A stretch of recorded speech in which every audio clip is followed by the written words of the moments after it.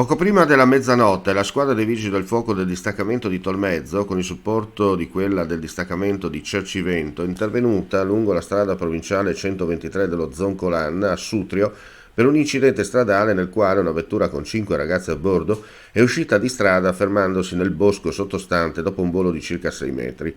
I vigili del fuoco, giunti sul posto, hanno trovato 2 degli occupanti del mezzo già all'esterno della vettura, mentre gli altri 3 erano ancora bloccati all'interno. Dopo aver stabilizzato l'auto, operando in piena sinergia con il personale sanitario, utilizzando anche le pinze e il divaricatore idraulico, hanno iniziato le operazioni per estrarre i 3 giovani. Dopo aver tagliato le lamiere, i soccorritori hanno estricato gli occupanti del mezzo e per riportarle al piano stradale 2 dei feriti hanno dovuto utilizzare barelle e corde.